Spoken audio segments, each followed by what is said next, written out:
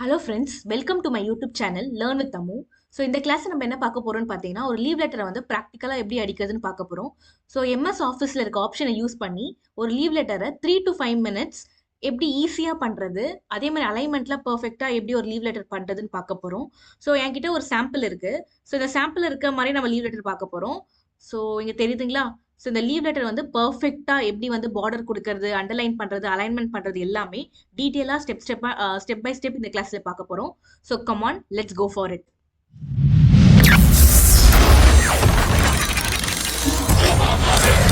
So நான் இங்க ஒரு லீவ் லெட்டர் வந்து சாம்பிள் அடிச்சு வச்சிருக்கேன். ஸோ இதே மாதிரி பர்ஃபெக்ட்டா ஒரு லீவ் லெட்டர் எப்படி அடிக்கிறது, ஸோ அதே மாதிரி அலைன்மெண்ட்ல இருந்து எல்லாமே எப்படி பர்ஃபெக்ட்டா பண்றதுன்னு சொல்லிட்டு இந்த கிளாஸை நம்ம பார்க்க போறோம்.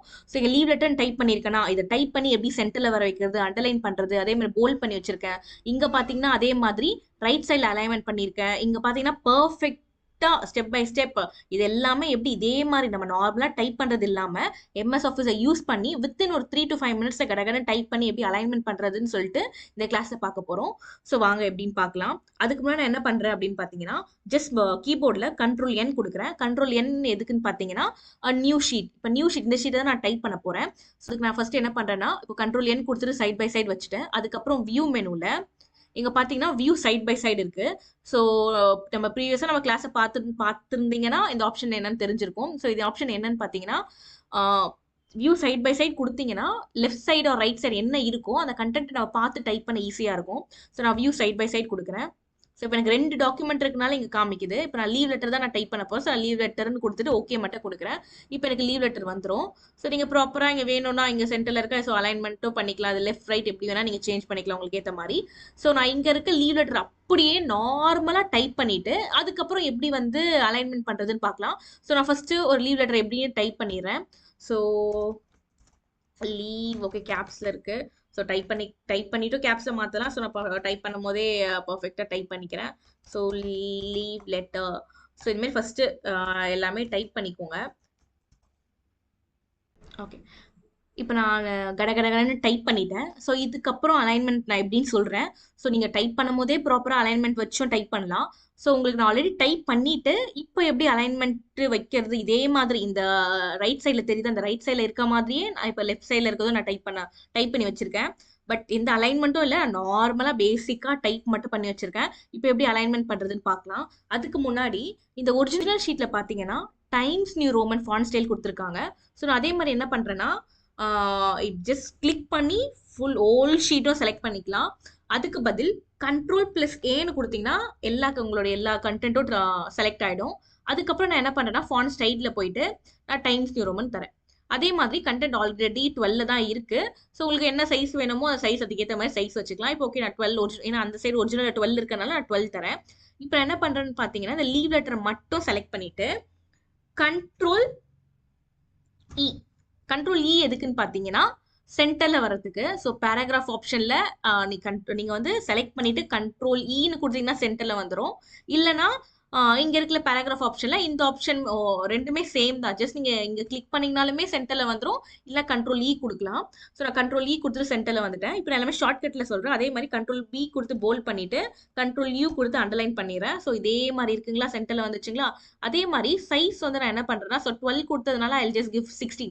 ஸோ கரெக்டா இருக்கும். அதே மாதிரி இந்த டேட் பிளேஸ் நான் ஃபுல்லா செலக்ட் பண்ணிட்டு இது வந்து எனக்கு என்னன்னா ரைட் ஹேண்ட் சைட்ல இருக்கு. ஸோ நான் Ctrl+R கொடுத்தனா ரைட்ல வந்துடும். ஸோ நல்லா பார்த்துக்கோங்க. Ctrl+L கொடுத்தீங்கன்னா லெஃப்ட், Ctrl+R கொடுத்தீங்கன்னா ரைட், Ctrl+E கொடுத்தீங்கன்னா சென்டர்.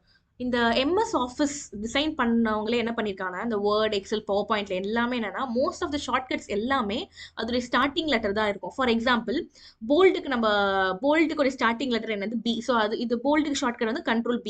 அதே மாதிரி இட்டாலிக்னா Ctrl+I, அண்டர்லைன்னா Ctrl+E. அதே மாதிரி தான் சென்டருக்கு வந்து ஷார்ட்கட் வந்து என்ன கொடுத்துருக்காங்க அப்படின்னு பார்த்தீங்கன்னா இ கொடுத்துருக்காங்க. ஏன்னா ஆல்ரெடி சி வந்து காப்பிக்கு கொடுத்ததுனால சென்டருக்கு வந்து சி கொடுத்துருக்காங்க. சப்போஸ் அதே மீதி லெஃப்ட் ரைட் எல்லாமே எல். இப்போ ரைட் வந்து 6, அதே மாதிரி லெஃப்ட்னு கொடுத்தீங்கன்னா எல் கொடுக்கணும். இப்போ நான் என்ன பண்ணேன்னா Ctrl+R கொடுத்தனா லெஃப்ட் சைடில் வந்துடும். ஸோ அப்படியே மூவ் பண்ணனா, ஸோ இங்கே என்னன்னா ஜஸ்ட் நான் செலக்ட் பண்ணிட்டு இந்த ஆரோஸ் இந்த ரூலர்ல லெஃப்ட் சைடில் இருக்குல்ல இந்த இன்டென்ட், ஸோ இதை நான் அப்படியே ஜஸ்ட் மூவ் பண்ணனா உங்களுக்கு ஏற்ற மாதிரி மூவ் பண்ணிக்கலாம். நான் ஓகே இது கரெக்டாக இருக்குது. ஸோ இது மாதிரி வச்சுக்கிறேன். அதே மாதிரி இங்கே 2 கீழே இருக்குல்ல, இந்த ஆப்ஷனும் நான் செலக்ட் பண்ணிட்டு அதே மாதிரி ஜஸ்ட் மூவ் பண்ணீங்கன்னா மூவ் ஆகும். ஸோ இப்போ 2 மட்டும் மூவ் ஆகணும்னா இந்த 2 மட்டும் செலக்ட் பண்ணிட்டு மூவ் பண்ணிக்கலாம். ஓகே, இப்போ இங்கே பார்த்தீங்கன்னா கரெக்டாக இருக்குது. அதே மாதிரி பிளேஸ் கொஞ்சம் உள்ளே போயிருக்கு. ஸோ நான் என்ன பண்ணுறேன்னா கீபோர்டில் பேக் ஸ்பேஸை கிளிக் பண்ணுறேன். இப்போ நீங்கள் ஏதர் டேப் கொடுத்து மூவ் பண்ணிக்கலாம், இல்லை ஜஸ்ட் ஒன்று ஒன்றா பேக் ஸ்பேஸ் பார் கொடுத்துக்கலாம். ஓகே, நான் ஸ்பேஸ் பார் கொடுத்து மூவ் பண்ணிக்கலாம், இல்லை டேப். ஓகே, இப்போ பர்ஃபெக்டாக இருக்குது. அப்படியே மூவ் பண்ணுறேன். மூவ் பண்ணீங்கன்னு பார்த்தீங்கன்னா ஓகே, இங்கே இது எல்லாமே நான் கரெக்டாக போட்டேன். சப்ஜெக்ட் இந்த சப்ஜெக்டில் மட்டும் போல்டில் இருக்குது. நான் செலக்ட் பண்ணி Ctrl B கொடுத்தீங்கன்னா போல்ட் ஆகிடும். ஸோ அதே மாதிரி இங்கே உள்ள இருக்க கண்டென்ட் வந்து ஜஸ்ட் உள்ளே போயிருக்கு. நீங்கள் என்ன பண்ணுங்கள், கிளிக் பண்ணிட்டு ஜஸ்ட் டேப்னு கொடுத்தீங்கனாலும் ஒரு 5 இன்ட்டு கேப் வந்துடும். இப்போ இது கொஞ்சம் பர்ஃபெக்டாக இருக்குது. அப்படியே மூவ் பண்ணிட்டு வாங்க. மீதி எல்லாமே நான் பர்ஃபெக்டாக டைப் பண்ணியிருக்கேன். இப்போ இங்கே பார்த்தீங்கன்னா லெஃப்ட் சைட்லையுமே லெஃப்ட் அண்ட் ரைட் ரெண்டுமே ஈவனாக இருக்கணும். ஸோ அதுக்கு நான் என்ன பண்ணுறேன்னு பார்த்தீங்கன்னா ஜஸ்டிஃபைன்னு ஒரு ஆப்ஷன் இருக்கும்.